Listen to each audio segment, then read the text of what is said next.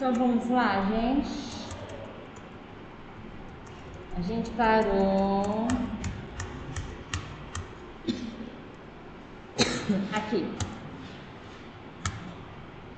Bom, então a gente começou falando da obesidade. Continuamos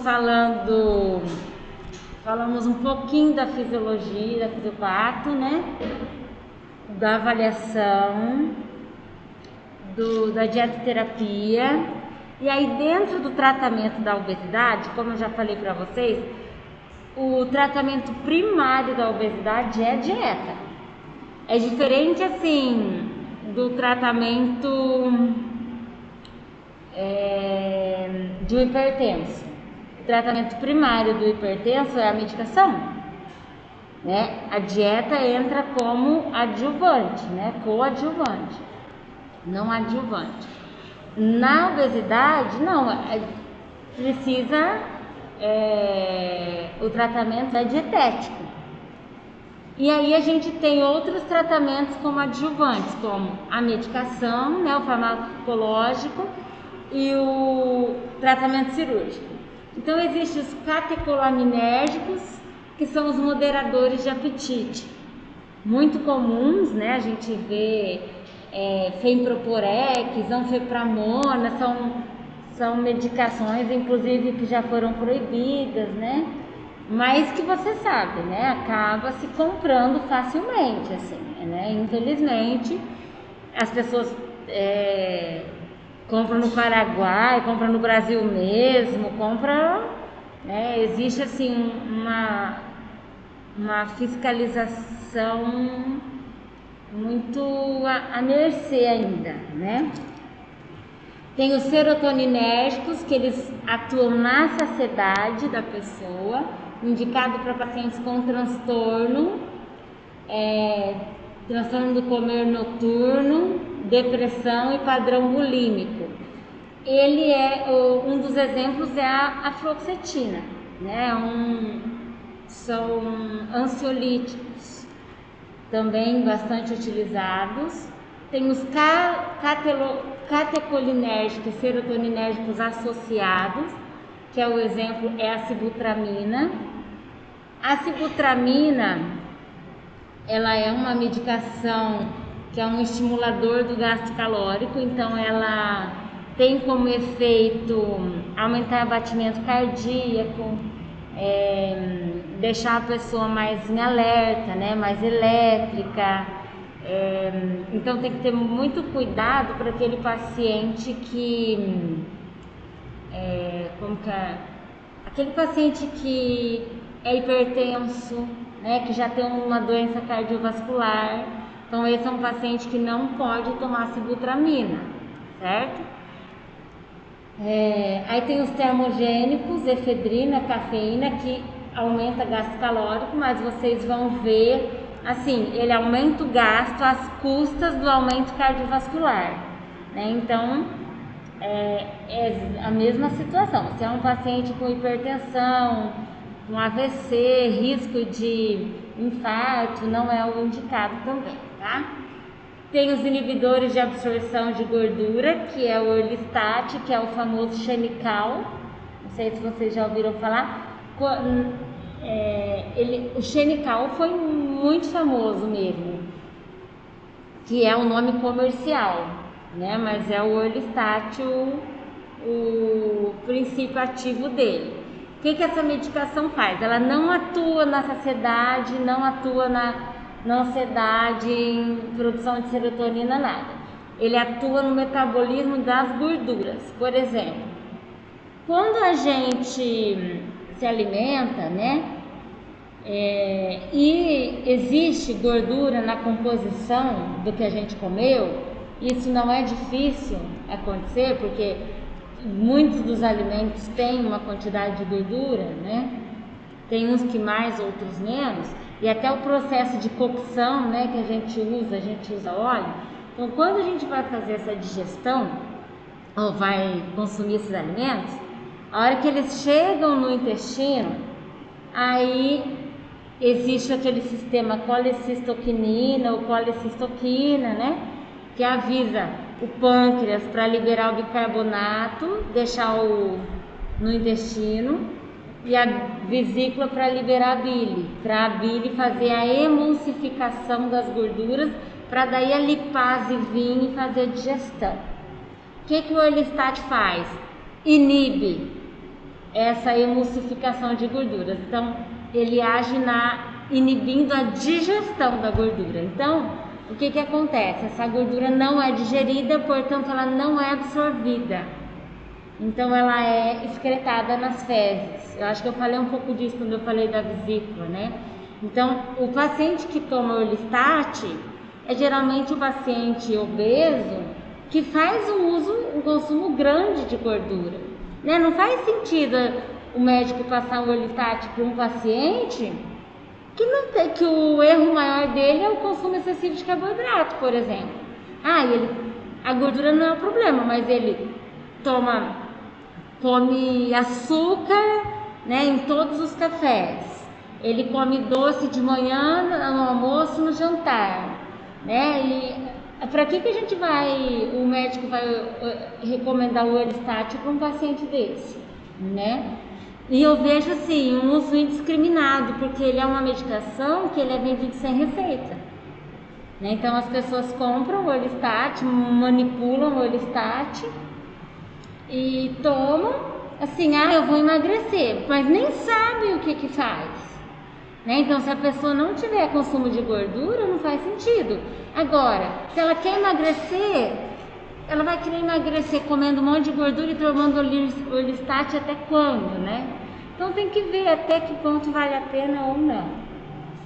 Mas assim, se existe, né, a pessoa existe a indicação, mas não é assim do jeito que as pessoas pensam, tá? Eu não quero que vocês pensem que eu sou contra a medicação, porque eu não sou. Ainda mais no caso do obeso, gente, ele precisa de ajuda, sabe? Ele não é fácil para ele dar os primeiros passos, principalmente. Não sou, mas a gente tem que saber. Não, então faz o seguinte, continua comendo fritura e toma Orlistat, entendeu? Isso que né, a gente tem que pensar. Vive no churrasco lá, come costela, a linguiça, bacon, tudo que você quiser. Aí você toma Orlistat, né? Não é aí, a nutrição não tá. A nutrição é a prevenção, na verdade, né? Então, assim, a pessoa obesa, ela já tem uma doença, então ela tem que ser tratada. Só que a gente precisa, junto com o tratamento, já ir pensando em como não fazer ela voltar a ficar daquele jeito. Porque não adianta a gente resolver tratar e o hábito continuar o mesmo. Não vai ter tratamento, né? E aí tem uma outra medicação, antes de eu falar disso, que eu acho que vocês já devem ter ouvido falar, talvez vocês conheçam alguém, que é a liraglutida, que é o Saxenda. Tem outro nome bem comum, como que é?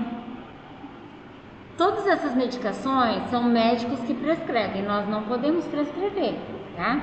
Mas nós somos o tratamento primário.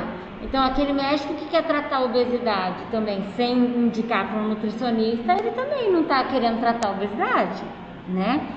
É o liraglutida, que o nome comercial é o Saxenda e tem um outro nome. Ele é aplicado intramuscular, né? Então, ele custa assim, tipo, uns R$600. Eu acho que o Saxenda deve custar uns 300, assim. É uma medicação que inibe também, aumenta a saciedade, tá? Mas ele não interfere como a sibutramina em doenças cardiovasculares. Então ele tem sido usado para aquele paciente que é obeso, tem risco de doença vascular, mas não pode usar a sibutramina, entendeu? Mas é o médico quem faz a prescrição. Mas eu já vi assim, e já atendi bastante obeso, com risco cardiovascular, hipertenso e uso de sibutramina. Não é uma coisa incomum, não, certo? E aí o tratamento cirúrgico, aí é complicado porque é o médico que prescreveu, né? E aí você vai tipo, falar, olha, não toma não. Então, é bem complicado essa situação aí. Tratamento cirúrgico, para aqueles pacientes que têm perdas maiores, que precisam de perdas maiores de peso, realizada por obeso mórbido resistente ao tratamento clínico. Vejam só, eu acho que a Natália deve ter abordado isso com vocês. Não sei se no semestre anterior. Ela falou de obesidade com vocês, não falou já?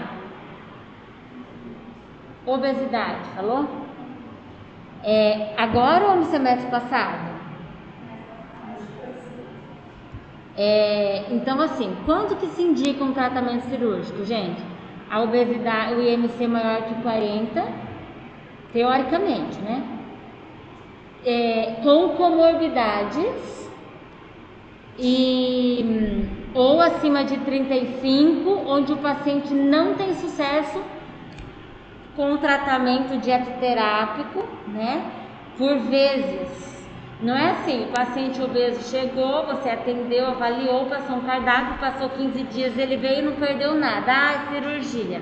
Não, tem que haver um acompanhamento desse paciente. Olha, esse paciente, ele veio, já faz 1 ano, 2 anos que eu acompanho ele até perdeu lá 10, 15% do peso, mas isso não continua. Ele não tem adesão, ele já passou por outros nutricionistas, você tem prontuário dele ali. Porque assim, gente, os convênios, eles cobrem a cirurgia, mas desde que tenha um laudo do psicólogo, um laudo médico, um laudo do nutricionista.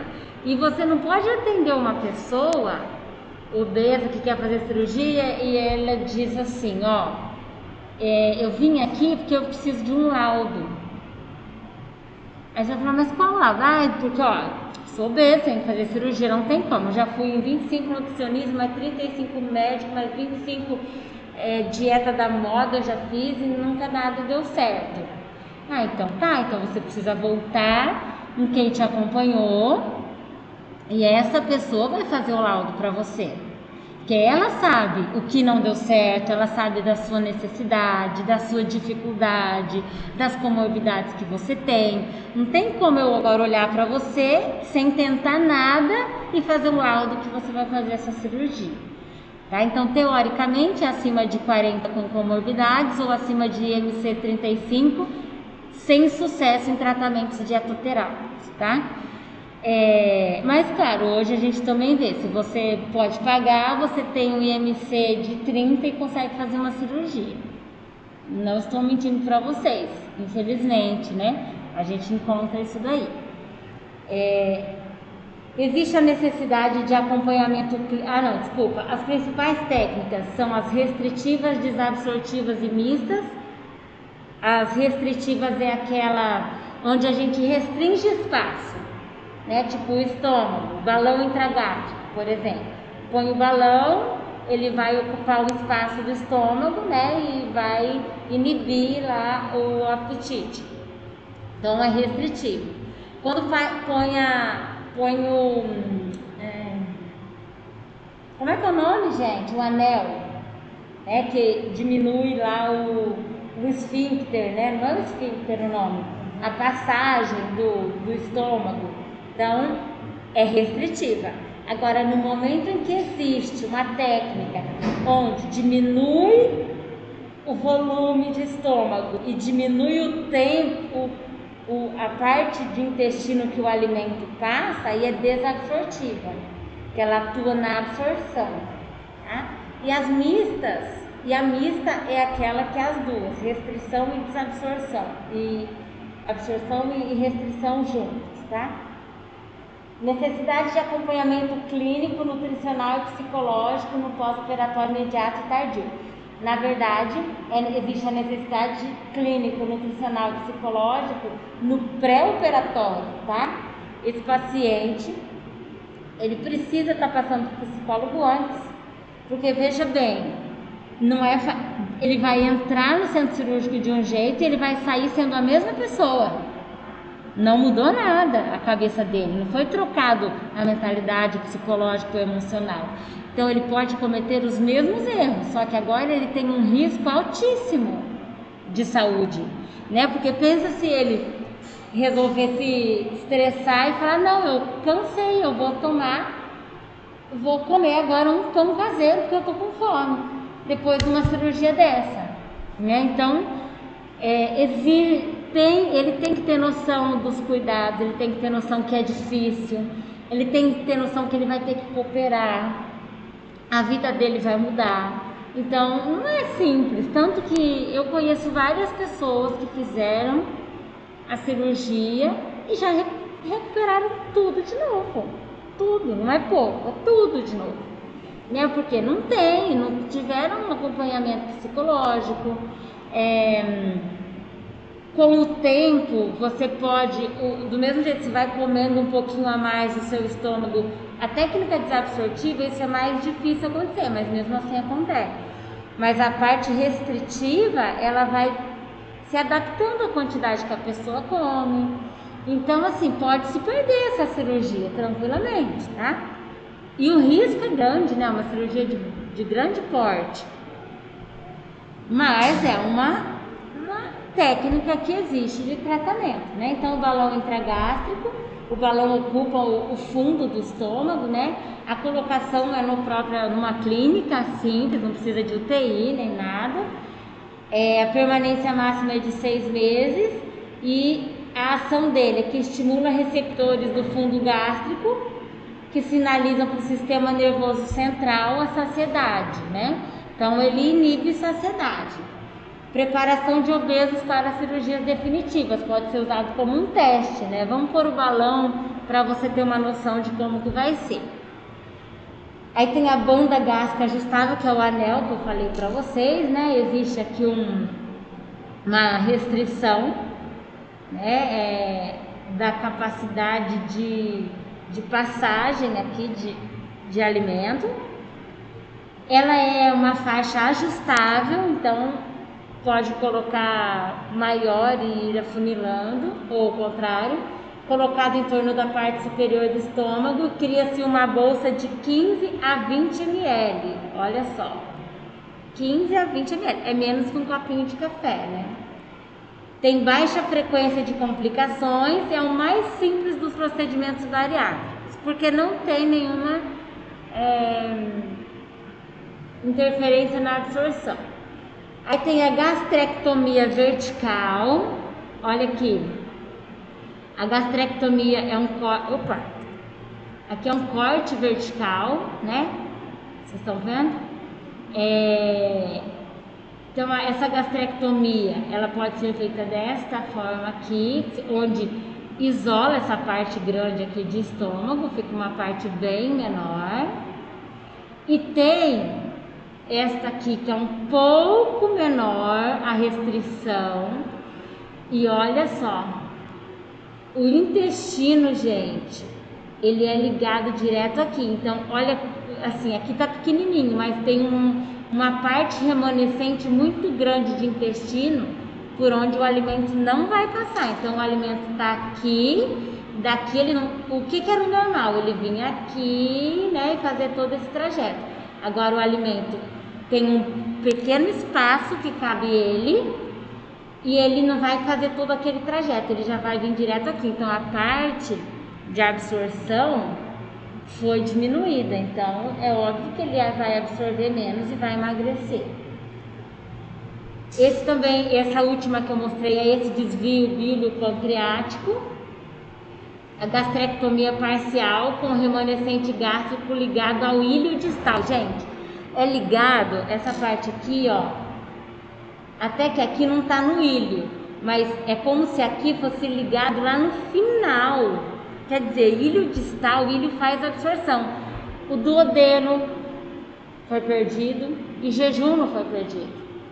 Então, a digestão é da pequena porção de estômago que se tem, e aí o que foi digerido vai ser absorvido num espaço muito pequeno. Essa é a técnica que mais se perde peso, porque existe uma restrição de tamanho e de absorção muito pequena, né? Então, após o desvio, o alimento se encontra com as enzimas no final do intestino delgado, tendo apenas 50 centímetros para absorção. Quer dizer, é muito grande, é muito restritiva essa técnica. Então, esse aqui é um desvio bilio-pancreático e esse aqui é com preservação duodenal. Esse aqui é mais restrito ainda. Esse aqui ainda preservou uma parte do duodeno. Ainda faz um pouco de digestão. Essa daqui não. A técnica mista, né? Capela, restrição da alimentação e de absorção dos nutrientes, né? A mesma coisa, foi restrito tanto, foi mais restrito ainda e a absorção também foi afetada. Cria-se um pequeno reservatório de estômago de 20 a 30 ml e cerca de 1,5 metro de intestino não recebe secreção bilio-pancreática. Isso prejudica a absorção dos nutrientes, né? Como a outra técnica também. Os pacientes submetidos à cirurgia necessitam de acompanhamento regular, orientação nutricional e manejo dos sintomas. Então é uma coisa assim, vamos fazer cirurgia, o paciente tem que querer, ele tem que ter realmente a necessidade e o acompanhamento no pré, durante e pós. É um paciente que vai perder peso muito rápido, ele tem risco de aumentar colesterol por isso, ele tem risco de ter pedra na vesícula por isso, ele tem risco de ter fígado gorduroso por esse emagrecimento rápido, ele tem risco de deficiências nutricionais, ele tem risco, ele precisa do acompanhamento e não é pouco. Então tudo isso deve ser dito, não dá para falar para ele, ó, você vai fazer uma cirurgia e você vai viver otimamente bem, né? Vai viver bem, é assim que a gente quer. Mas ele tem que ter a consciência que ele vai ter que ajudar, que ele vai ser difícil até ele chegar a ter qualidade de vida, né? Orientar quanto à cirurgia e suas manifestações, então é nosso papel, e principalmente o do médico. Evitar mudanças nas orientações, estimular mudanças nas orientações dietéticas. A gente vai ter que aumentar, diminuir caloria, né? Diminuir a quantidade e a qualidade da alimentação. Se ele emagrecer antes da cirurgia, o risco cirúrgico é menor, né? Mas tem muitos que engordam para chegar no IMC acima de 40 para já ter indicação. Pós-operatório, alteração na consistência da dieta, diminui calorias e a gente tem que adequar os macro e os micronutrientes. Então, como que funciona isso? No pós-operatório, de 12 até 48 horas é de jejum. O médico é que vai ter feito a cirurgia, o cirurgião, e ele vai colocar esse paciente em jejum, e ele que vai liberar o jejum também, tá? E vai depender da técnica e do cirurgião e do anestesista para poder fazer essa liberação da dieta aqui. A primeira fase é a alimentação líquida. Essa fase dura mais ou menos 2 semanas. A gente vai dar para esse paciente, enquanto ele estiver acordado, de 30 até 50 ml por hora por dia. Então assim, 8, 9, 10, 11, 12, 13, 14, de hora em hora a alimentação, porque é só 30 ml. É um copinho de café no máximo mesmo. E a dieta é líquida, restrita. Ele não vai começar tomando um leite, não. É o líquido translúcido, transparente, na verdade. Então, aí vai ser aumentado gradativamente até atingir 100 a 120 ml por hora. Então, hoje é 50 ml, amanhã é 70, depois de amanhã é 80, depois é 90, depois é 100, tá? Hã? Não. Só de alimentação. Ele pode tomar, só que a água não pode ser no boot, não. Ele tomar de golinho em golinho. Pode ficar sempre tomando a água. Beber líquidos em pequenos goles e nunca em canudo. Porque o canudo a gente toma o gás junto, né? Daí já dá uma distensão. Evitar bebida alcoólica com gás e evitar café. Parar de beber se sentir satisfeito, dor ou desconforto. Então, uma das sinalizações que a gente faz para o paciente é essa. A sua dieta vai começar a ser servida. Um cabelo aqui, parece. A sua dieta vai ser servida de hora em hora. Vai ser só líquido, que é importante a gente avisar o paciente de como as coisas vão acontecer. Senão ele fala, o que é isso? Né? E esse líquido não vai ter pedaço, você não vai mastigar, não vai ter nada para você mastigar por enquanto. E você é obrigado a tomar tudo? Não. Você vai tomar em pequenos goles e se tiver tudo bem, você toma tudo. Se você se sentiu nauseado, teve dor, você para. Não precisa forçar, tá? Suplementos, sempre, desde o começo. Vitaminas, minerais e proteína. Sucos, sugestão, sucos naturais sem açúcar e coados, tá? Chá claro, água de coco, caldo de legumes e carnes magras, gelatina diet, sorvete tipo picolé sem açúcar, tá?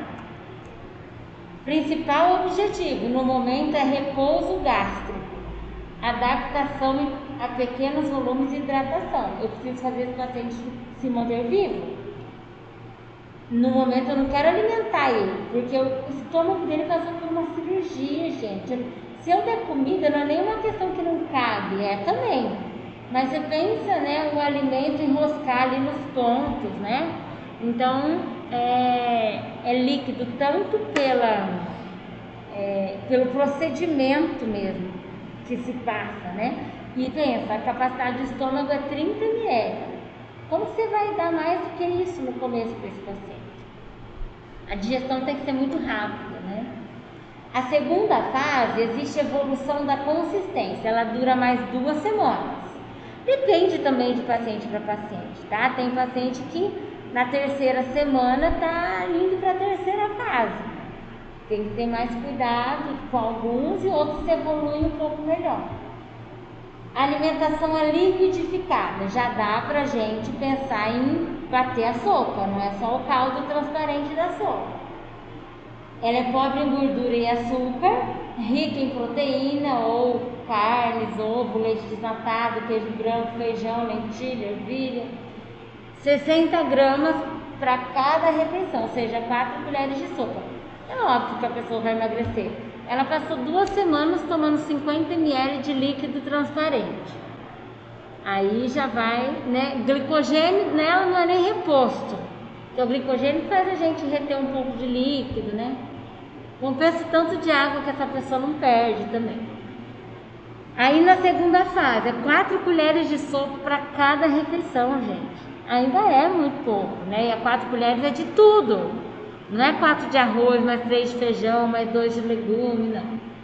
Líquidos de baixa caloria, frutas e legumes, sempre cozidos, amassados ou raspados. Nunca beber e comer ao mesmo tempo, sempre esperar pelo menos 30 minutos. Comer tão devagar que esse almoço, essa refeição dure 30 minutos. Olha quanto a pessoa tem que pôr na boca de pouquinho. Mastigar bem. A comida deve ser triturada na boca. Vocês vão ver que a próxima fase ele já pode comer sólido, mas ele tem que engolir pastoso. Então assim, não vai comer pastoso, mas tem que antes de engolir virar pastoso na boca. Então de 7 a 8 refeições por dia, suplementos continuam, açúcar e gordura não, para evitar a síndrome de dumping, né, que é a diarreia osmótica, que o paciente está já há alguns dias sem se alimentar, né? A absorção dele, se for técnica restritiva lá, está bem prejudicada. Se a gente der um excesso calórico, ele tem diminuição da pressão, sudorese, calafrio, ele pode precisar de um atendimento mais intensivo também, tá? Na síndrome de diarreia, desidratação. Então a gente tem que evitar. E o que causa isso? Açúcar e gordura, que aumenta a caloria no intestino. Exemplo, leite sempre desnatado, vitaminas coadas e sopas liquidificadas. Sucos também, tá? Entra aqui. Só que coado. Terceira fase, alimentação pastosa, pobre em gordura e açúcar. Os alimentos não precisam mais ser liquidificados, podem ser amassados com lugar.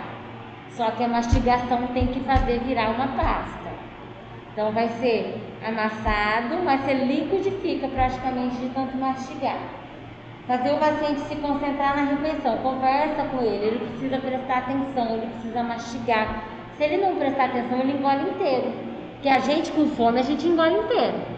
A gente come rápido, né? Então, pensa um paciente desse com fome. Não dá para ele engolir nada inteiro, né? Comer primeiro, olha só que técnica interessante. Quando a gente está cuidando de um paciente que quer que ele emagreça, qual que é a nossa indicação na ordem de fazer o prato, na hora de comer? Quando a gente está cuidando de um paciente e o nosso objetivo com ele é perder peso. Tem alguma estratégia que vocês falam para o paciente fazer para a saciedade dele ser ativada? Falem aí para mim. Começar pela salada, mastigar muito bem, né? Esse paciente você não vai pedir para ele começar pela salada. Vai pedir para ele começar pelos alimentos proteicos. Porque é um paciente que está muito debilitado em nutrientes, né? Então, se ele se sentir mal, o alimento proteico já foi consumido. Então, é exatamente o contrário. Comer devagar também, ó, de 30 minutos ele pode usar 20 para comer. A cada 2 a 3 horas, geralmente vai ser de 2 em 2 horas essas refeições. Pode haver aumento das porções e redução da frequência para 6 vezes ao dia. Nunca beber e comer junto. Não ingerir bebida calórica e gaseificada. Não é hora, não dá para pensar nisso ainda. Frutas e verduras cozidas, amassadas ou raspadas, carne moída, desfiada ou cortada e bem mastigada, pastosa na boca, sempre. Suplementos continuam, proteicos principalmente. E aí tem que fazer o controle de micronutrientes, né? Iogurte, sorvete diet, frutas raspadas, legumes cozidos, carne moída, iogurte natural, tá, gente? Se a gente for dar tanto de açúcar que tem numa bebida láctea, por exemplo, daí a gente pode dar síndrome de Dumping também. Frango desfiado, feijão, arroz, macarrão bem cozidos. Tem pessoas que nunca mais conseguem comer feijão, porque como o feijão ele dá o gases, né? Então a pessoa se sente muito mal. Mas tem pessoas que toleram, já tem outros que é o arroz. Então, as pessoas tendem a ter algum alimento assim que elas passam mal, tá? A quarta fase, essa pessoa já está no 3º mês do pós-operatório. E ela dura mais ou menos 1 mês. A textura já é normal, arroz, feijão, salada, carne. Só que a alimentação é equilibrada, moderada, variada, mas continua pobre em fritura, gorduras em geral e açúcar em geral. Comer devagar, porque como ela é uma consistência normal, ela tem que mastigar mais tempo ainda, por isso ele vai gastar quase 1 hora para comer. Também não pode beber junto. Comer primeiro os alimentos proteicos, a fruta pode ser natural, não precisa mais ser raspada, mas tem que mastigar e engolir depois de pastosa. Carne grelhada, assada ou cozida, continuam os suplementos. Sucos, chá, água de coco, leite desnatado, pão integral, ovo, vegetais, aí a gente vai botar uma alimentação saudável, né? Se a gente for ver, o processo ele é radical com essas pessoas, porque o que a gente quer com uma pessoa que quer mudar o estilo de vida e sair da obesidade? Que ele chegue nesse patamar, né? De alimentos integrais, verduras, frutas, pouco óleo, pouco açúcar. O que a gente fez? Submeteu esse paciente por algo radical. Por quê? muitas vezes falam, eu vou fazer cirurgia, mas poucos pensam que vai comer normalmente. Eles têm essa noção que não. Mas existe uma coisa assim, eu não vou poder comer e pronto, né? Eu prefiro, porque comigo é 8 ou 80, né? Mas assim, se ele fizesse isso aqui desde sempre, não precisaria passar por todo esse risco, né? Fora que precisa de um cuidado psicológico por conta da mudança brusca e os riscos de vida, né? Eu já vi alguns estudos que falam que as pessoas que fazem a cirurgia bariátrica, a expectativa de vida delas diminui em torno de 10 anos, né? Então, assim, ao mesmo tempo que se tem uma qualidade de vida, pode se deixar de ser diabético, né? De ser hipertenso, pode conseguir fazer coisas que não faziam mais, mas existe outros percalços, né? Também pode ser, né? Tudo na vida tem 50% de chance, né? Eu posso morrer, vamos falar bem a verdade, tenho 50% de chance de bater o carro ali e morrer, né? Então, assim, mas existe alguns estudos que dizem dessa expectativa. Tem uns que falam que é de 5 anos, outros 10 anos, outros 7 anos, né? Fala, Ju.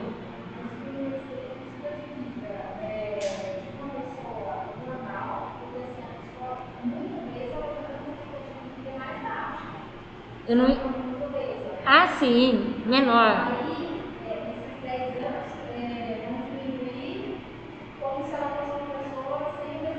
Exatamente, exatamente.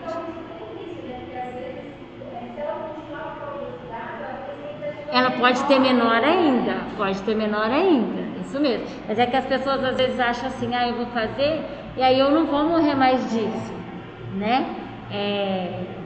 Meus problemas vão ser outros, né? Não, ainda existe, não é uma pessoa saudável também, né? Entre aspas, não é saudável, não é uma pessoa, não é a qualidade de vida de se mudar uma alimentação naturalmente, aos processos que ela precisou passar, né? Então é isso. Depois dessa quarta fase, gente, aí a pessoa pode ter uma vida normal com relação à alimentação, desde que ela saiba comer. Então ela tem que continuar indo ao nutricionista, fazendo as consultas do médico, indo aos retornos, e a gente tem que fazer educação nutricional. O mais complicado é isso aí, primeira fase, segunda fase, terceira fase. A quarta fase já é rumo à alimentação adequada, tá? Só que esses pacientes, eles nessa quarta fase, eles já perderam bastante peso e depois de um tempo, eles começam a se auto-dar alta. E aí eles deixam de voltar no médico, eles deixam de voltar no nutricionista, e aí começam os problemas. Não tão cedo, né? Mas depois de um tempo, eles se permitem, né? E eles começam, eu vou comer um pouquinho e viu que não passa mal. Porque quando ainda passa mal, já vê que não tá na hora, mas começam a se permitir. E aí alguns têm problemas mesmo, né? E outros voltam a engordar. Então, essas pessoas têm que ter consciência de que elas vão mudar o hábito. Elas não vão só fazer a cirurgia e tudo deu certo. Não, vai mudar o hábito como se ela não fizesse. Se ela não optasse por não fazer, ela precisaria mudar o hábito. Fazendo a cirurgia, ela também precisa mudar o hábito, né? Ela tem que ter esta consciência. Porém, é um tratamento, gente. É um tratamento. E eu creio que muitas pessoas se beneficiam dele. Muitas. Mas a gente tem que acompanhar.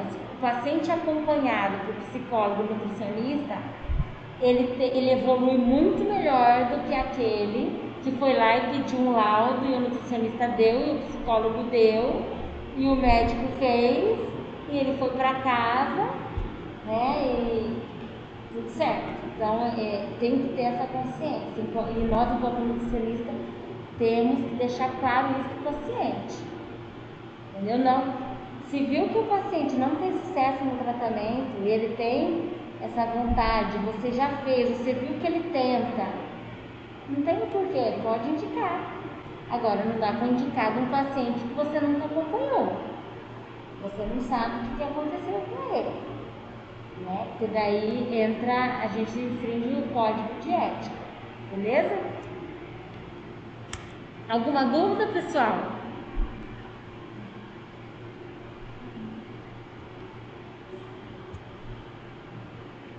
Sim ou não?